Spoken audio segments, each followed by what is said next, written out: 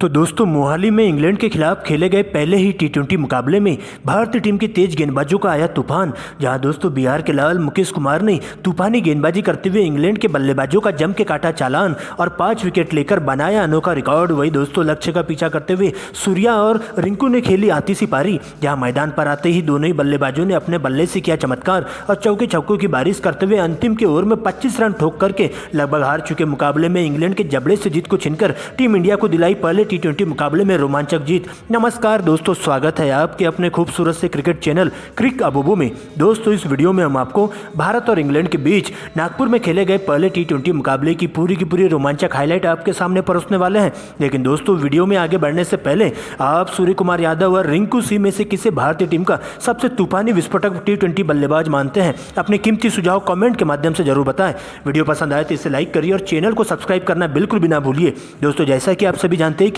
अफगानिस्तान के खिलाफ टी20 सीरीज खत्म होते ही इंग्लैंड की टीम भारत दौरे पर 3 टी20 मुकाबलों की सीरीज खेलने के लिए आई हुई है। जहां दोस्तों हाल ही में पहला टी20 मुकाबला नागपुर में खेला गया, जहां दोस्तों टीम इंडिया के कप्तान रोहित शर्मा ने इस मुकाबले में टॉस जीतकर पहले गेंदबाजी और इंग्लैंड की टीम को पहले बल्लेबाजी करने के लिए आमंत्रित किया था। दोस्तों इसके बाद इंग्लैंड के लिए पारी का आगाज करने के लिए टीम के 2 विस्फोटक ओपनर बल्लेबाज जॉनी बेस्टो और डेविड मलान की एंट्री होती है, जिनके कंधों पर टीम को एक ठोस शुरुआत देने की जिम्मेदारी सौंपी जाती है। वही दोस्तों कप्तान रोहित शर्मा टीम इंडिया की ओर से पहले ओवर की गेंदबाजी फेंकने के लिए बिहार के लाल मुकेश कुमार के हाथों में गेंदबाजी थमा देते हैं। यहाँ दोस्तों उनका सामना होता है पहले ओवर में जॉनी बेस्टो से, जहां पर जॉनी बेस्टो ओवर की चौथी गेंद पर फाइनलिंग की दिशा में वन बाउंड चौका जड़ देते हैं, जबकि अंतिम गेंद पर एक और करारा प्रहार करते हुए गेंद को दर्शक दीर्घा के बाहर 6 रनों के लिए भिजवाते हुए पहले ओवर में 10 रन बटोरते हैं। लेकिन दोस्तों दूसरे ओवर में जैसे ही रोहित शर्मा अर्शदीप के हाथों में गेंदबाजी थमाते हैं, तो दोस्तों इस बार तो डेविड मलान भी अपने हाथ खोलते हुए अर्शदीप के एक ही ओवर की अंतिम की 3 गेंदों पर बैक टू बैक 3 लगातार चौके लगाते हुए 12 रन बटोर लेते हैं।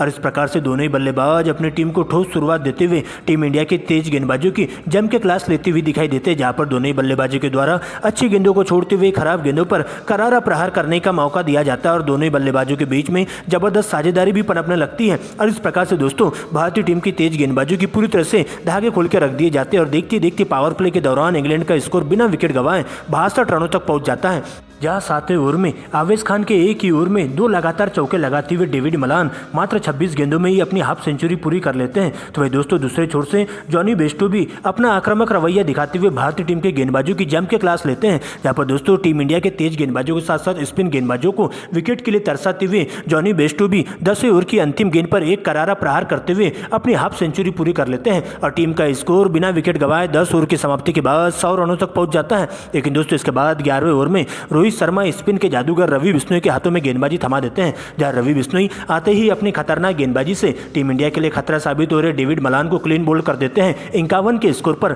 वही दोस्तों इसके बाद इसी ओवर की 5वीं गेंद पर टीम इंडिया के लिए दूसरे ओपनर बल्लेबाज के तौर पर आए हुए जॉनी बेस्टो को भी 50 के स्कोर पर क्लीन बोल्ड करते हुए इंग्लैंड के दोनों ही ओपनर बल्लेबाजों को डगआउट की ओर लौटा देते हैं और इंग्लैंड के बल्लेबाजों की हालत पस्त कर देते हैं। लेकिन दोस्तों इसके बाद नए बल्लेबाज के तौर पर जो रूट और बेन स्टोक्स मैदान पर मौजूद हो जाते हैं, जहां पर पहले तो दोनों ही बल्लेबाज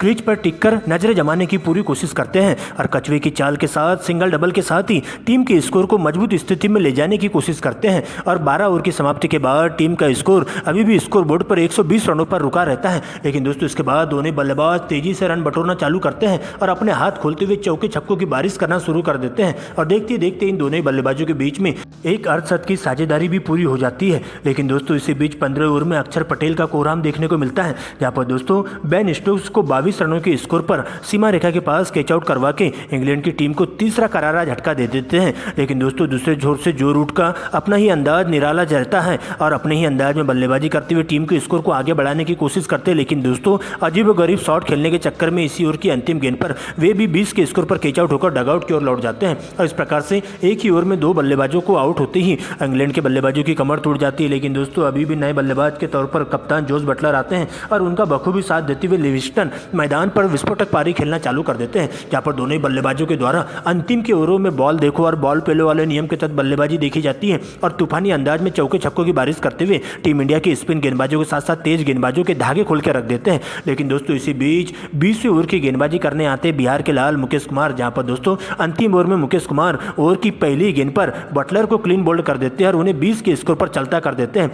जिसके बाद लिविंगस्टन का साथ देने के लिए नए बल्लेबाज के तौर पर मोइन अली मैदान पर मौजूद हो जाते हैं। लेकिन दोस्तों अंतिम की 4 गेंदों में 2 छक्के और 2 करारे चौके लगाते हुए 20 रन बटोरे जाते हैं लिविंगस्टन के द्वारा, और इस प्रकार से लिविंगस्टन मात्र 27 गेंदों में ही अपनी हाफ सेंचुरी पूरी कर लेते हैं और पूरे 20 ओवरों के खेल में इंग्लैंड की टीम 5 विकेट गंवाकर स्कोर बोर्ड पर 204 रन बना पाती है और टीम इंडिया को इस मुकाबले में जीत हासिल करने के लिए 205 रनों का विशाल लक्ष्य दे दिया जाता है। लेकिन दोस्तों इसके बाद भारतीय पारी का आगाज करने के लिए टीम इंडिया के 2 धाकड़ ओपनर बल्लेबाज कप्तान रोहित शर्मा और यशस्वी जायसवाल टीम इंडिया की पारी को शुरुआत देने के लिए क्रीज पर मौजूद हो जाते हैं, जहां पर दोस्तों मैदान पर आते ही इन दोनों ही बल्लेबाजों का विकराल रूप देखा जाता है। यहाँ पर दोस्तों पहले ओवर की गेंदबाजी करने आए क्रिस वोक्स के पहले ओवर में रोहित का बल्ला जम के गरजता है और रोहित शर्मा पहले ओवर में 3 लगातार चौके लगाते हुए 12 रन बटोर लेते हैं। लेकिन दोस्तों दूसरे ओवर की गेंदबाजी करने इंग्लैंड के दूसरे तेज गेंदबाज डेविड विली की एंट्री होती है, जहां उनका सामना होता है यशस्वी जायसवाल से और ओवर की दूसरी ही गेंद पर एक कवर ड्राइव उनके बल्ले से देखने को मिलता है,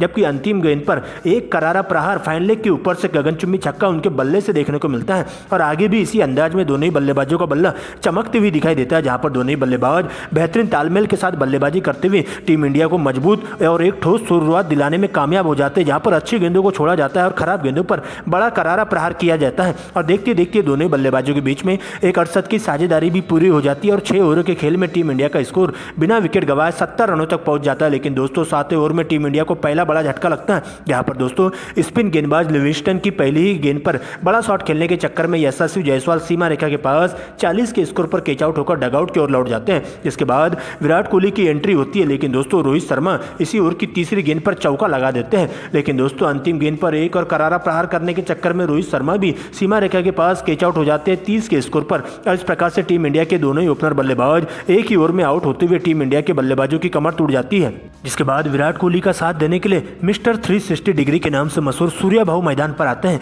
लेकिन दोस्तों विराट कोहली आते ही 2 गेंदों में 2 लगातार चौके जड़ देते हैं, लेकिन टोपली के द्वारा इसी ओवर की चौथी गेंद पर विराट को बड़ा शॉट खेलने के चक्कर में 8 रनों के निजी स्कोर पर ही डगआउट की ओर भिजवा दिया जाता है। जिसके बाद विराट के आउट होते ही अब सूर्या का साथ देने के लिए शिवम दुबे मैदान पर मौजूद हो जाते हैं, जहां पर सूर्य कुमार यादव तो गरीब अंदाज में चौके छक्कों की बारिश करते हुए इंग्लैंड के तेज गेंदबाजों के साथ साथ स्पिन गेंदबाजों पर पूरी तरह से टूट पड़ते हैं और 15 ओवर में 3 लगातार गगनचुंबी छक्के उनके बल्ले से देखने को मिलते हैं। जबकि दोस्तों 16 ओवर में शिवम दुबे का भी कोराम देखने को मिलता है, जहां शिवम दुबे 2 लगातार गगनचुंबी छक्के और 1 चौका लगाते हुए 16 रन बटोर लेते हैं। और जिसके बाद दोनों बल्लेबाज फूक फूक कर बल्लेबाजी करते हुए इंग्लैंड के गेंदबाजों को विकेट के लिए तरसाते हुए दिखाई देते हैं और एक अटूट साझेदारी इन दोनों बल्लेबाजों के बीच में हो जाती है, जहां पर दोस्तों दोनों बल्लेबाजों के बीच में मात्र 36 गेंदों में ही हाफ सेंचुरी वाली साझेदारी पूरी होती है। लेकिन दोस्तों इसके बाद दोनों बल्लेबाज अपने गियर बदलते हैं, जहां पर दोस्तों सबसे पहले सूर्य कुमार यादव का बल्ला जम के चमकते हुए दिखाई देता है और 17 ओवर में डेविड विली के एक ही ओवर में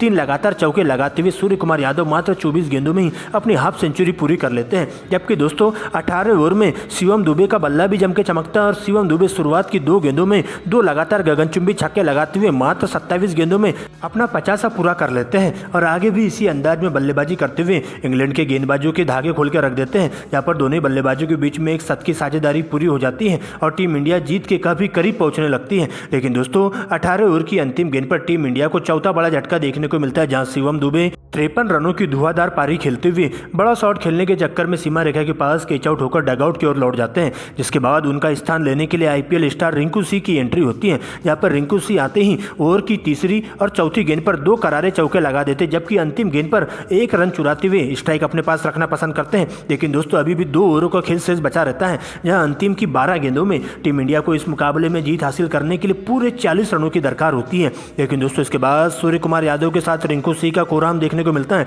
जहां पर मैदान पर आते ही दोनों ही बल्लेबाज अंतिम के 2 ओवरों में बॉल देखो और बॉल पहले वाले नियम के तहत बल्लेबाजी करते हुए इंग्लैंड के गेंदबाजों के होश उड़ाकर रख देते हैं, जहां पर 19वें ओवर में सूर्या के बल्ले से 1 छक्का और 1 चौका लगाया जाता है, जबकि रिंकू सिंह अंतिम गेंद पर 1 चौका लगाते हुए टीम इंडिया को जीत की जूली में लाने की कोशिश करते हैं। लेकिन दोस्तों अब अंतिम के ओवर का खेल शेष बचा रहता है, जहां अंतिम की 6 गेंदों में टीम इंडिया को इस मुकाबले में जीत हासिल करने के लिए 18 रनों की दरकार होती है। इसके बाद सूर्य कुमार यादव सर पर कफन बांध करके आज सूर्या का बल्ला चमकता है, जहाँ पर दोस्तों क्रिस वोक्स के शुरुआत की 2 गेंदों में 2 लगातार चौके सूर्या के बल्ले से देखने को मिलता है। लेकिन दोस्तों इसके बाद 1 रन चुराते हुए रिंकू को स्ट्राइक देते हैं और रिंकू सिंह अंतिम की 2 गेंदों में 2 लगातार छक्के लगाते हुए 12 रन बटोरते हुए टीम इंडिया को इस पहले टी20 मुकाबले में ऐतिहासिक तरीके से जीत दर्ज करवा लेते हैं और इस प्रकार से पहले टी20 मुकाबले में टीम इंडिया शानदार तरीके से जीत दर्ज कर लेती है। और पहले टी20 मुकाबला जो कि नागपुर में खेला गया है, टीम